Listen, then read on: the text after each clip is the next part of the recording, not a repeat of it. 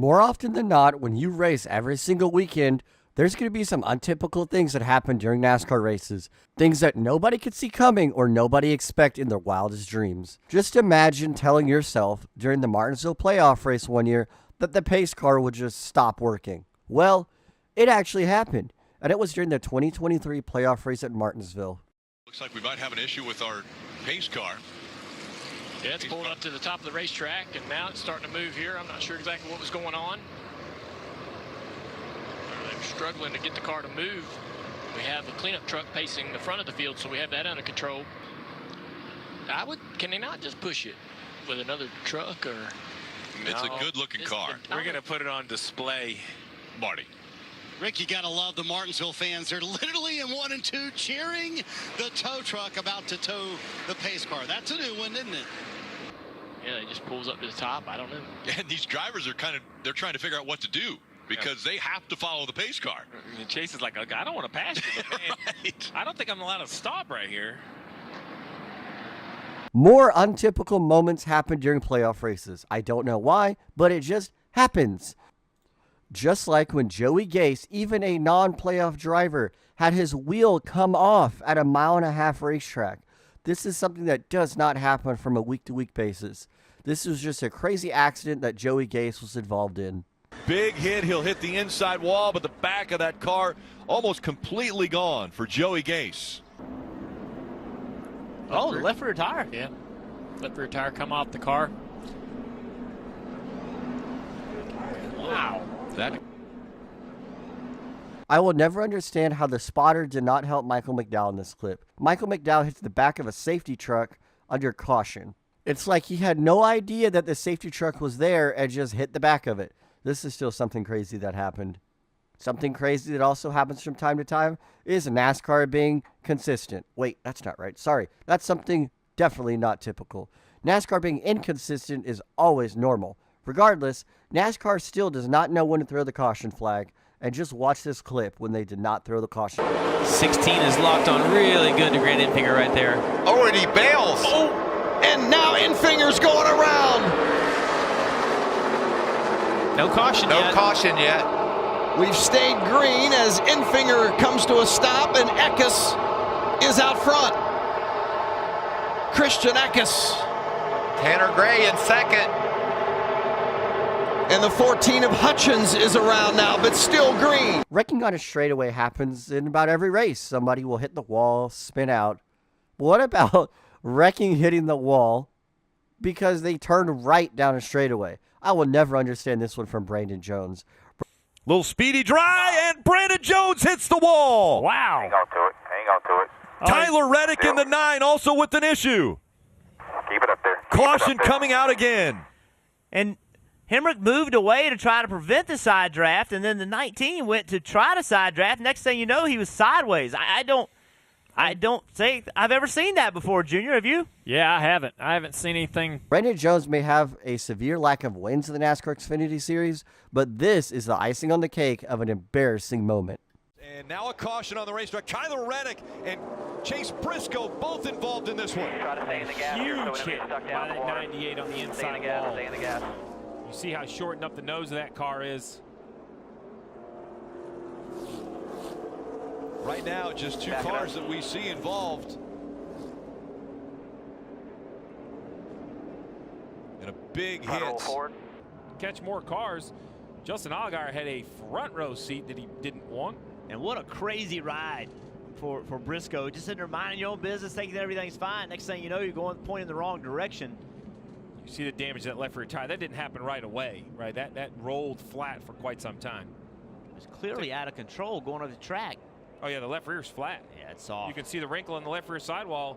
The 2 of Tyler Reddick has a flat left rear tire. He's out of control. It looks like he's turning right, but he's chasing the back of the car up the racetrack, trying to not spin out. And in the end, Chase Briscoe absolutely in the wrong spot at the wrong time.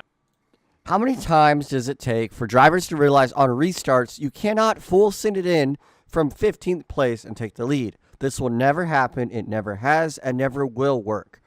Even in the Xfinity Series, drivers still try to send it in, getting into each other and crashing mid-pack. This just causes more chaos and more accidents.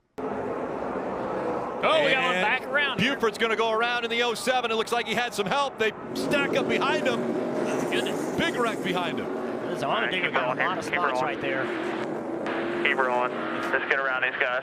I know he has a lot of ground to make up, but he's battle for the lead. Cindric to the outside. Brandon Jones on the inside.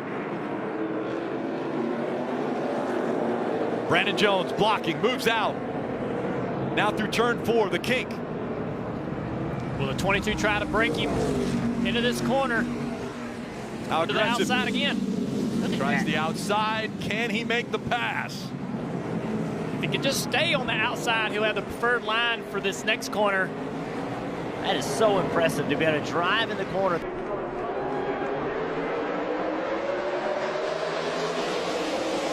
Oh, and he gets bumped from behind by the 78. Around goes the 3 on the restart. The 24 of Chase Elliott also around. Hard contact by Austin Dillon. Also caught up. The 44 of Brian Scott. That's real nice. You see right there, the 78 gets underneath the back of the 3, trying to push him. You see the 11, it pushed the 48 hard enough to knock the 48 out of his line as well. Not much damage is on the 18.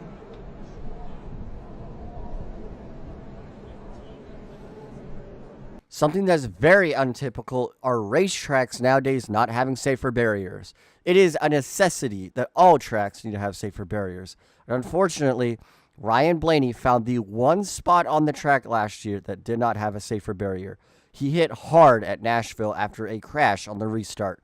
Thankfully, Blaney was okay after this vicious impact. You need to know the Gibbs car's on the front row. That is for the lead of the race. Coming back through the restart zone. And again, race leader Martin Truex Jr. First into the gas. Door to Goldberg. Contact. The 6 falling back quickly. Big crash back Here here. comes Blaney around. Kyle Busch going in. Will they miss the wall? A close call there. Blaney may have gotten into He did hard into the inside wall. Couldn't steer the car away from the direction it was going. I don't think there's anything Blaney could have done to change where this car was headed. Yeah, that all started way ahead of him, and right there, that is such a massive You hit. have to wonder how that stacked up, everything here. Kyle Busch gets in the back of the 12 and turns him around. Yeah, I mean, he just... Great run out in Iowa in the nationwide car. Getting a little momentum going. Oh! Whoa! Around he goes. Whoa, no, big hit. Oh, no. That started way back over in the middle of 1 and 2. Unbelievable.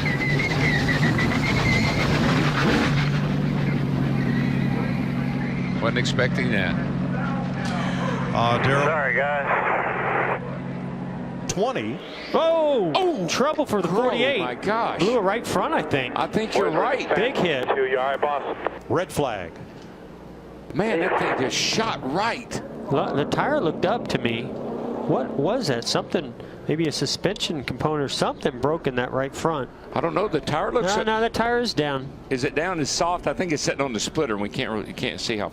Jimmy has radioed in. He's okay. Going, and then just all at once. What in the world? I just can't imagine what turned that thing straight in the wall. I mean, that was 3/4 of the way through the corner.